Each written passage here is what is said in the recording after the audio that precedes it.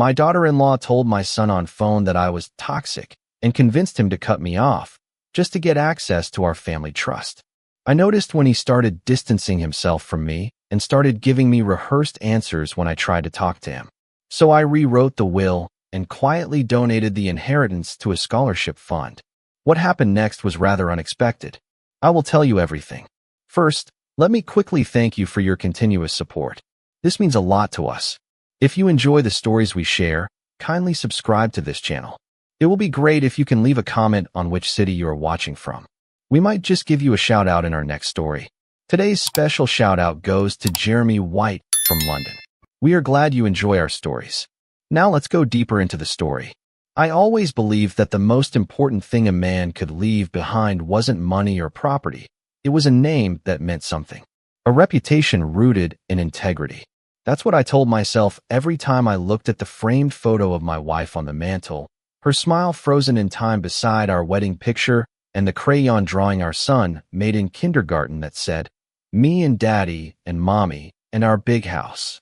I kept that picture up even after the paper yellowed, even after our son outgrew hugs and cartoons, because it reminded me that we were once a unit. Whole. After my wife passed from breast cancer 5 years ago, everything changed. The silence in the house grew louder. Meals for one felt colder. But I still had my boy. Or at least, I thought I did. I threw myself into preserving the things she cared about, volunteering at her favorite literacy nonprofit, setting up a scholarship in her name at the local community college, and yes, building a trust that would someday support our son and his future family. It wasn't about wealth. It was about legacy, about honoring her. I told him that the day he graduated from college, and I thought he understood. It started slowly. My son met Melissa during his final year of grad school, and she came into his life with all the brightness of a new chapter. Ambitious, pretty, the kind of girl who smiled tightly and always had her phone face down on the table. I didn't think much of it at first. He was grown. He had a right to build his own life. I invited her to Sunday dinners. I offered to help with their down payment when they got engaged. I tried. God, I really tried. But something about her rubbed me wrong in that way you can't prove, but you feel in your bones. The way she flinched every time I mentioned my late wife, as if my grief were some outdated relic.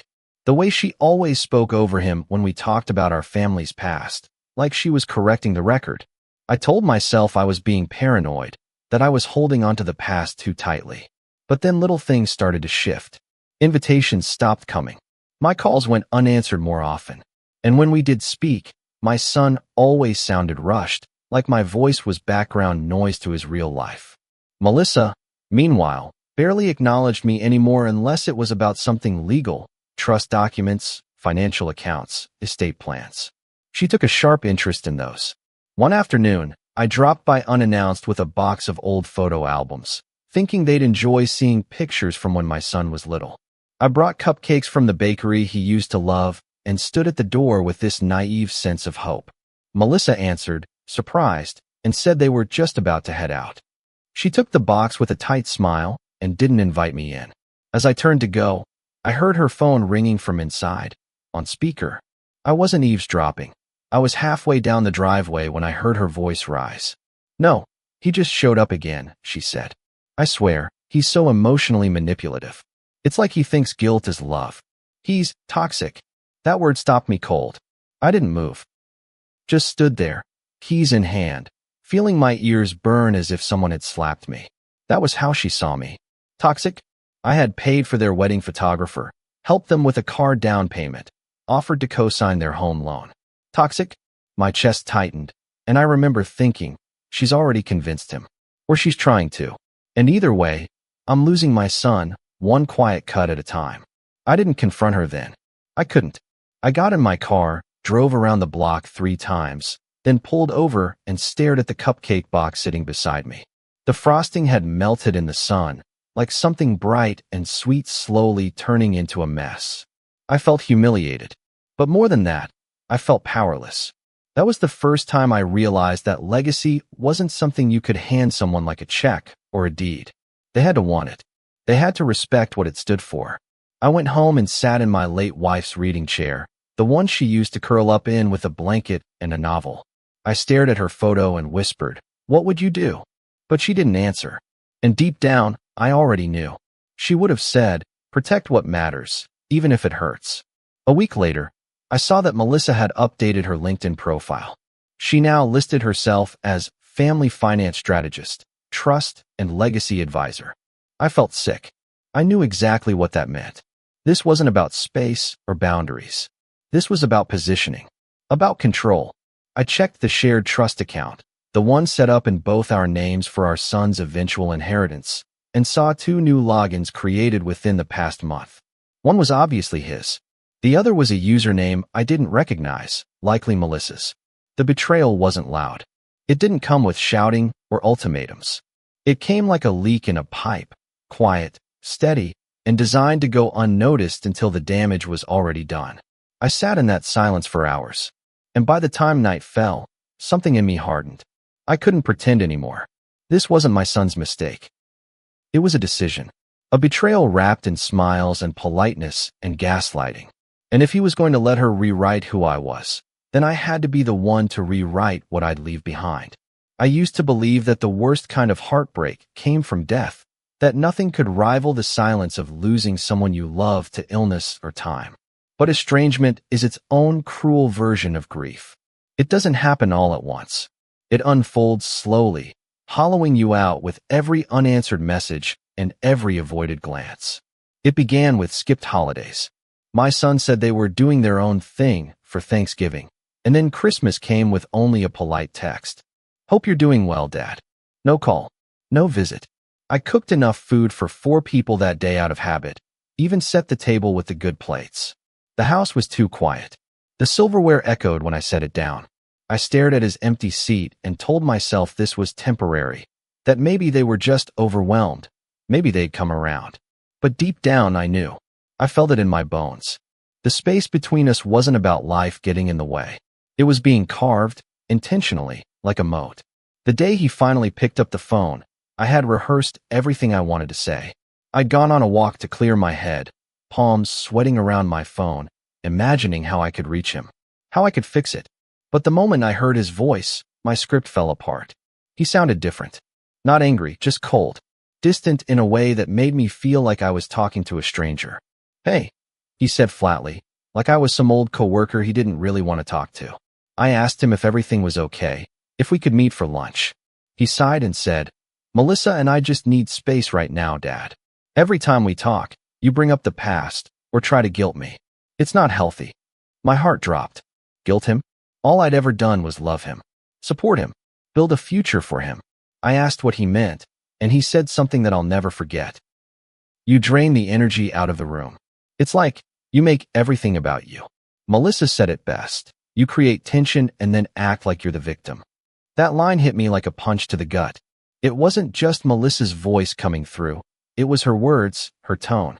He was parroting her like a script he'd memorized. I didn't yell. I didn't plead. I just went quiet. I think part of me died in that silence, because I realized that no matter what I said, I was no longer speaking to the son I raised. I told him, I love you. That's not going to change. But I don't recognize this version of you. He hung up after mumbling something about needing to set boundaries. And that was it. Just like that, I was no longer part of his life. I waited a week before trying again. Then another. A month passed. I texted him on his birthday, hope you're well. I'm proud of you. No reply. The trust had now become a loaded gun sitting in the room. I could feel it every time I checked my email, every time a financial notice came through. They were still logging into the portal, poking around, checking balances. But not once did he reach out to talk like a son to his father. It was like I had been reduced to an account, a signature, a gatekeeper they no longer felt they needed to respect. That's when I started going through the trust documents with new eyes. I sat at my kitchen table, coffee in hand, rereading every clause and line my wife and I had once discussed so carefully. We'd set it up after her diagnosis, hoping it would provide security for our son, some stability in an uncertain world. It was never meant to be a bribe. It was meant to be a gift, an extension of the love we poured into him every day of his childhood. But now, it felt like a weapon he was using to punish me for not bending to their version of reality. The lawyer who helped us draft the trust had since retired, but his daughter had taken over the firm. I made an appointment with her the next morning, brought all the documents, and laid it all out. "Can I change the terms?" I asked quietly. She looked at me kindly, almost cautiously, and said, "If the money is still fully in your name and not yet disbursed, yes. You can change everything." I didn't hesitate. "Then I'd like to remove him entirely." Driving home from that meeting, I didn't feel triumphant. I didn't even feel angry. I felt numb, like I was watching someone else's life from a distance. I passed by the elementary school my son once attended, where I used to pick him up with juice boxes and bags of goldfish in the back seat. I remembered the way he'd run toward the car, backpack bouncing, face lit up with stories. I remembered the way he used to crawl into our bed during thunderstorms and how he cried the day our dog died. Where had that boy gone? When had he decided that I was the enemy? I didn't have answers. I just had this growing ache in my chest and a truth I could no longer avoid. I had to protect my wife's legacy from the people who would twist it into entitlement. I had to protect myself. I didn't tell anyone at first, not even my sister, who had always been close to us. I wanted time to sit with the decision, to feel its weight. But the moment I signed those papers, I knew there was no turning back. My son would find out eventually. There would be fallout, anger, accusations. But I also knew that I couldn't live the rest of my life being manipulated by silence and passive aggression. I'd already lost my wife. I wasn't going to lose my dignity, too. That night, I went through old photo albums and pulled out every picture of my wife. I laid them across the dining room table, surrounded myself with the life we'd built. I whispered to her, "I'm sorry. I wish it didn't come to this." And I meant it. But I also felt, maybe for the first time in months, a strange kind of peace. Not happiness, not closure, but clarity. The kind that comes when you finally stop hoping for someone to be who they used to be and start accepting who they've become. I didn't sleep much the night after I changed the will. I sat at the kitchen table long after the lights were off, lit only by the glow of the microwave clock and the soft flicker of the hallway nightlight. I kept thinking about what it meant, not just legally, but emotionally. To cut someone out of your will is one thing, but to cut out your only child? That's the kind of thing people whisper about at funerals, the kind of decision that gets written into family lore like a curse. But I hadn't done it out of spite. That's the part people wouldn't understand. I did it because it was the only way left to protect the memory of the woman I loved. The trust had been her idea in the first place. She wanted to give our son something more than just money. She wanted to give him values, security, a cushion he could use to chase his dreams. And yet here I was, years later, watching him treat it like a bank account with a ticking clock. It broke something in me to realize that. The next morning, I got dressed and drove 2 towns over to the local community college, the one where my wife used to volunteer every other Saturday to tutor women in the adult education program. She loved that place, said it reminded her of the strength and grit it took for women to come back to school later in life, juggling kids, jobs, and study groups. "They're warriors," she'd say. I sat in the administration office, nervously flipping through brochures while I waited for the director. When she finally came out, I introduced myself and said, "I'd like to start a scholarship fund, in my wife's name, for single mothers going back to school." She blinked back surprise, then led me into her office, where we talked for nearly 2 hours. I told her about my wife's passion, her years of volunteering, how much she believed in giving people second chances. By the end of the meeting, we had the bones of a plan, a renewable annual scholarship designed to cover not just tuition but childcare, transportation, and books. Real help, not just a pat on the back. Leaving that meeting, I felt something I hadn't in months, hope. Not the kind tied to other people, but the kind you build yourself, from the ground up. It didn't erase the pain, but it gave it somewhere to go. Instead of letting that betrayal rot inside me, I was planting it into something good. I wasn't just rewriting a will. I was rewriting the story. It was no longer about a father disowning his son. It was about a man choosing to honor the love that made him whole. A few days later, I signed the final documents. My lawyer looked at me with a mix of pity and respect. "You know this is going to cause waves, right?" she asked. I nodded. "Let them come." I didn't tell my son. I didn't know him that courtesy anymore. He had already made it clear I was no longer part of his circle, just an obligation he'd rather avoid. But part of me still wondered how long it would take before he found out. I didn't have to wait long. Less than 3 weeks after the papers were finalized, I got a call from my sister. She sounded cautious, like she wasn't sure how much she was allowed to say. "I just got off the phone with Michael," she began. "He said something about you disinheriting him. Is that true?" I closed my eyes, breathed deeply, and said, "Yes, it is." There was a long pause. "He's really upset. Says you've changed. That you're being manipulated by bitterness." That made me laugh, not because it was funny, but because of the irony. "Bitterness didn't change me," I said. "Being used did." The floodgates opened after that. Within days, I got a flurry of text messages, some angry, some pitiful, some just manipulative. My son sent one that read, "I don't know what's gotten into you, but this isn't the father I grew up with. You're letting grief turn you into someone cold." And Melissa, ever the strategist, left a voicemail that started with tears and ended in guilt. "We just wanted to feel included, to be part of the process. But you shut us out. You made us feel like we were never good enough for your little family shrine." I deleted the message without replying, because at some point, you have to stop explaining yourself to people who've already decided you're the villain. They don't want to understand. They just want you to bend. But here's what they didn't know. Every decision I made, every paper signed, every account closed, was done with intention. This wasn't about punishment. This was about preservation. I had seen what entitlement did to people. It made them selfish, ungrateful, and it made them forget the difference between inheritance and responsibility. I couldn't bear to see my wife's name twisted into a bargaining chip. I couldn't watch them spend her memory on vacations and furniture while pretending they were owed her legacy. The scholarship, on the other hand, would lift women out of poverty. It would help mothers rebuild their lives. It would do something she would have been proud of. That mattered more than their approval, more than appearances, more than peace. Of course, people talked. Family friends reached out with veiled concerns. "Are you sure this isn't just about your grief? Maybe you're being too harsh." One even said, "But he's your son," as if that word alone should be a free pass. But I didn't budge, because blood doesn't excuse betrayal, and silence isn't the same as forgiveness. I told them what I told myself every morning. I gave him everything I had to give. He chose to walk away, and I chose to stop chasing someone who ran.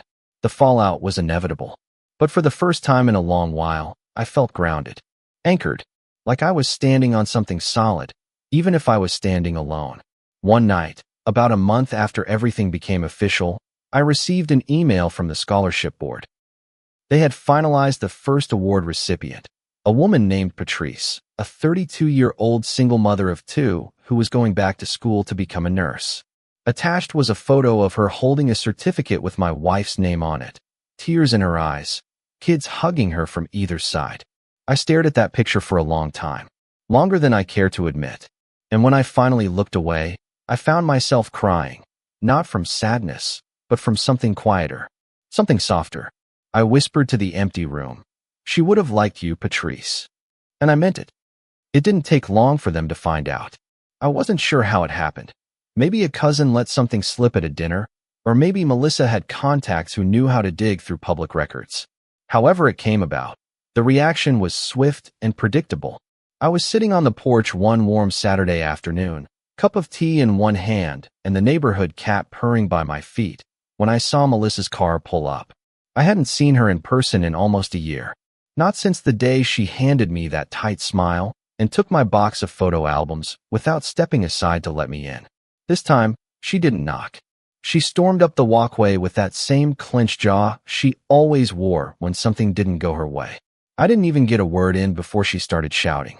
"You really did it," she spat, her voice cracking with anger and disbelief. "You actually went through with it. You changed the will and gave everything away. To strangers." Her tone dripped with venom, but I didn't move. I didn't rise from my chair. I just looked at her, calmly, quietly, because in that moment, I saw her not as my son's wife, not even as a person who had hurt me, but as someone who had been so blinded by greed that she couldn't see the shame in her own reflection. "They're not strangers," I replied.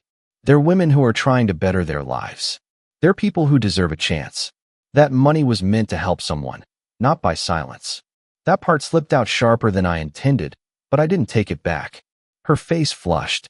You're punishing your son for marrying me. Admit it. You never liked me. You never wanted me in the family. This is your revenge. I laughed, not because it was funny, but because it was so far from the truth it almost felt like fiction. I didn't change the will because I disliked you, I said. I changed it because you weaponized love. You turned my son against me and tried to manipulate the very thing I built with his mother's memory. That's not family. That's theft with a smile. She stormed off before I finished my tea. The next day, I got a voicemail from my son. I listened to it 3 times before deleting it. His voice was hollow, measured and calm in that way people speak when they're trying to sound reasonable while accusing you of something vile. Dad, I don't know what's going on, he said. Melissa told me you were aggressive with her, that you humiliated her. That's not like you. You've always been kind, but lately, I don't know. It feels like you're trying to hurt us. I'm your son. I deserve to know why you're doing this. That word stuck out, deserve, as if love guaranteed inheritance, as if biology excused betrayal, as if the only thing that mattered was his sense of entitlement, not my years of sacrifice. What he didn't understand, what I doubt he ever will, is that this wasn't about punishment. It was about consequence. If he had come to me like a man, looked me in the eyes and asked me why I was hurt, I might have still changed the will, but I would have done it with a conversation, not a signature in a lawyer's office. But he didn't. He let her speak for him. He let her define me as toxic, and then walked away as if I were some burden he was finally free from. That kind of abandonment has a price. Not because I'm vindictive, but because I refuse to bankroll someone who sees me as a villain just for setting boundaries. The fallout was swift and merciless. My name was suddenly on everyone's lips, family, friends, even the church ladies who used to bake casseroles after my wife's surgery. One woman left a voicemail saying she couldn't believe I would disown my own flesh and blood over a disagreement. I didn't return the call.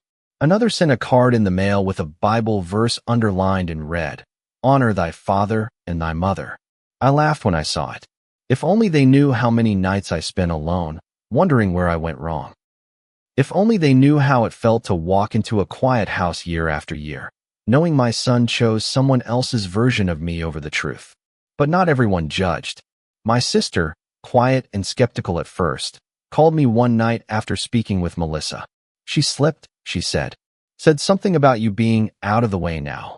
I asked what she meant, and she backpedaled fast. But yeah, I believe you now. That moment of validation, small and late as it was, felt like air returning to my lungs. I didn't need everyone's approval. I just needed someone to see that I wasn't cruel. I was exhausted and tired of pretending that loving someone meant tolerating their disrespect. I started spending more time at the community college. The scholarship board invited me to one of their luncheons, and I met 2 more recipients. One training to be a dental hygienist, another learning graphic design after fleeing an abusive marriage. They hugged me. They cried. They said my wife's name with reverence. And for the first time since the will was rewritten, I felt something other than grief. I felt purpose. I was no longer waiting for my son to come back. I was no longer hoping for reconciliation. I was building something new. Something that didn't ask me to shrink, to apologize, or to be small for the comfort of others. Still, there were nights when the quiet hit different. When I stared at my phone and wondered if I should send a message. Just a short one. Just to see if he'd reply. But I always stopped myself.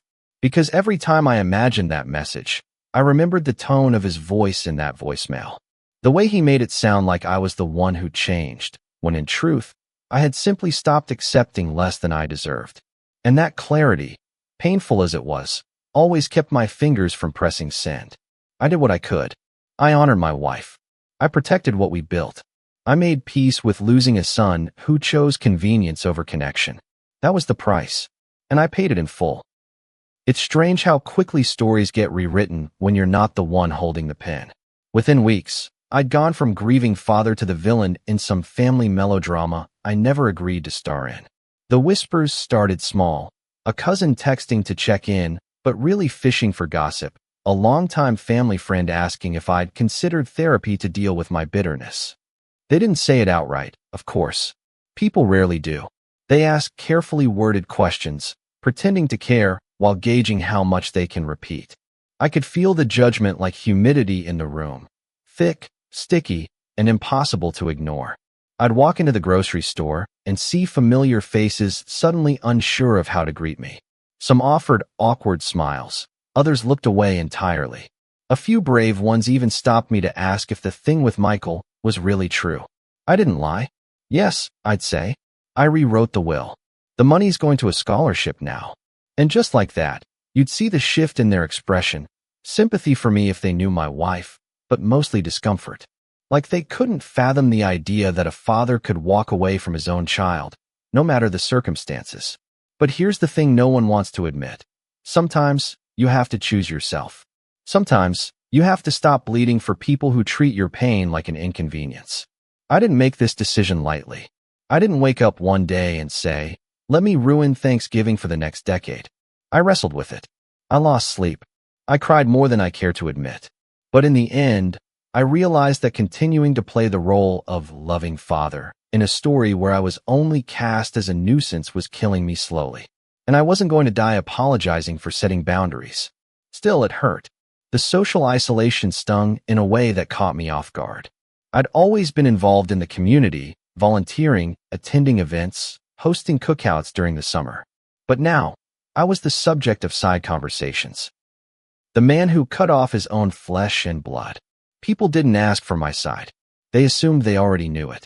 It was easier to believe the tale of the cold-hearted father than to examine the quieter truth. That manipulation doesn't always look like fists or shouting. Sometimes it looks like silence, like exclusion, like being made to feel crazy for remembering things differently. One afternoon, I got a message from Michael's godfather, an old friend of mine, Tom. We played softball together in our 30s, raised our boys side by side, even went fishing every fall until our knees started to give out. His text was simple. Mind if I stop by? I hesitated before replying, unsure if he came as a friend or an emissary. But I said yes. When he arrived, he didn't beat around the bush. I talked to Michael, he said, sitting across from me with the weight of a man trying to be neutral but failing. He's hurt. Says he doesn't know who you are anymore. I sighed and poured him a cup of coffee. He knows exactly who I am, I said. He just doesn't like that I stopped letting Melissa define me. Tom looked down at his mug, then back at me. Can I ask you something? I nodded. Do you regret it? That question settled in the air between us for a long time. I took a slow breath, stared at the ring of coffee stain on the table, and finally said, I regret that it came to this. I regret that I didn't see it sooner. But no, I don't regret protecting her memory. I don't regret refusing to be used. He nodded, slowly. Fair. He didn't say more, and I appreciated that. Because sometimes, the most honest thing a friend can do is listen without trying to fix it. After that, things got quieter. The calls slowed down. The judgment didn't vanish, but it became a dull hum instead of a sharp sting. I started going to the scholarship luncheons more regularly, even joined the committee as an advisor. I met women whose lives had been changed, not just financially, but emotionally. Because someone believed in their future.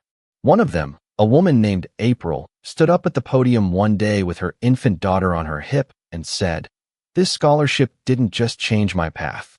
It reminded me I was worth saving. I felt my throat tighten. Afterward, she hugged me and whispered, Thank you. Your wife must have been amazing. I nodded, eyes stinging. She was. I thought about telling Michael about that moment. About April. About the daughter with big brown eyes who now had a shot at something better because of the legacy he turned his back on. But I didn't. Because I knew he wouldn't see it the way I did. He'd see it as a theft. A betrayal. Proof that I'd chosen others over family. But he'd be wrong. I didn't choose others over him. I chose character over convenience. I chose purpose over obligation. And if that made me the villain in his story, so be it. Still, some nights the silence clawed at me. There was a grief that lingered, not just for my son, but for the version of our relationship I thought we had. For the years I spent believing we were unbreakable. That grief doesn't go away just because you stand firm. It lingers in the quiet moments, in the empty seat at the holiday table, in the unopened cards that you still buy out of habit, in the phone that doesn't ring on Father's Day. But with each day, the ache dulled. The noise faded. And in its place, I found something steadier. Something rooted. Peace, not the kind that comes from forgiveness, but from finality. One evening, while watering the roses my wife planted years ago, I noticed a neighbor I barely knew waving from across the street. I waved back, a small gesture, but it reminded me that life goes on, that the world keeps spinning even when your orbit shrinks, that there are still good people who don't need a side to stand by you. I didn't rewrite the will to hurt anyone. I did it to remember her, and in doing so, I remembered myself. The house was always quiet in the early mornings, just before the sun began to stretch across the kitchen tile. That was my favorite time of day, before emails, before errands, before the weight of memory settled in my chest like it always did by noon. I'd sit with my coffee in the chair my wife used to curl up in, wrapped in one of her old cardigans I kept draped over the back. It didn't smell like her anymore, not really, but it still carried a comfort that made the silence feel less heavy. Some mornings, I'd speak to her picture like she was still there, tell her about the roses blooming again or the scholarship board's latest update. But lately, I found myself speaking less. Not because I forgot her, never that, but because the grief had shifted, less like an open wound, more like an old scar I could live around. I had stopped waiting for the pain to end. I had learned to carry it instead. The last communication I ever received from my son came in the form of an email. It was short, terse, even, and dressed in the kind of passive-aggressive politeness people use when they're trying to look like the better person. He wrote, "I heard about the scholarship fund. I hope it brings you the satisfaction you seem to be missing. Melissa and I have decided to focus on our future without your interference. Please respect that." I stared at the screen for a long time, rereading the words, searching for any flicker of vulnerability beneath the layers of condescension. But there was none. Just deflection, just distance. No ownership, no apology, no curiosity about why things unfolded the way they did. That told me everything I needed to know. He wasn't reaching out to reconcile. He was declaring the final nail in the coffin and calling it a boundary. I didn't reply. I archived the email, closed the laptop, and stood at the kitchen sink for a long time, letting the cold water run over my hands until they went numb. It wasn't anger I felt in that moment. It was grief's final evolution, acceptance. I finally understood that I wasn't going to get closure from him. There would be no heart-to-heart, no tearful realization, no moment where he saw what Melissa had done or how he'd allowed it. He had made his choice, and I had made mine. There was no middle anymore, no bridge to meet on. And that was okay, because I had already stopped waiting for his version of love, the kind that only shows up when it's convenient, the kind that expects silence in exchange for proximity. I didn't want proximity anymore. I wanted peace. And even if that peace came at the cost of loneliness, it was still better than shrinking myself just to be tolerated.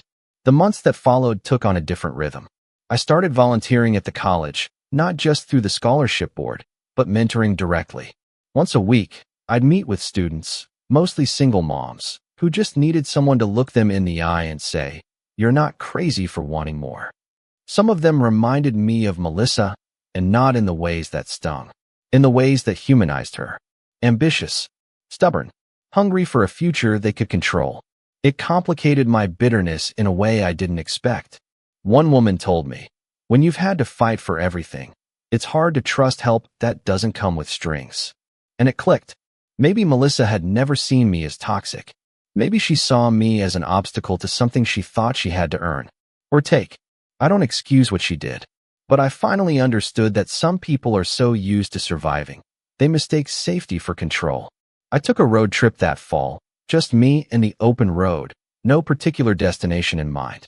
I visited small towns, stayed in modest motels, ate at diners where the waitresses called everyone Han, and refilled your coffee before you could ask.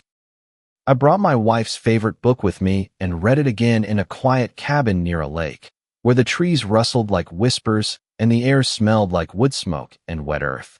That trip healed something in me, not because I found answers, but because I gave myself permission to live without them. I stopped needing to know why. I stopped needing to be understood. I started learning how to be whole again, even in pieces. When I returned, the garden was overgrown and the house smelled stale, but I didn't mind. I trimmed the roses, opened the windows, and let the fall air fill the space like a reset button. Life moved forward. The scholarship expanded. We added 3 new recipients. One of them wrote me a letter thanking me for choosing to believe in strangers. I pinned it to the fridge, not because I needed the praise, but because it reminded me that legacy isn't about blood. It's about intention. It's about what you build when no one's watching. Eventually, the holidays came and went. The house stayed quiet. No phone calls. No last-minute visits. No drama, either. And I realized that was the true gift I had given myself. Not revenge. Not justice. But freedom. Freedom from tiptoeing. Freedom from chasing a relationship that only ran.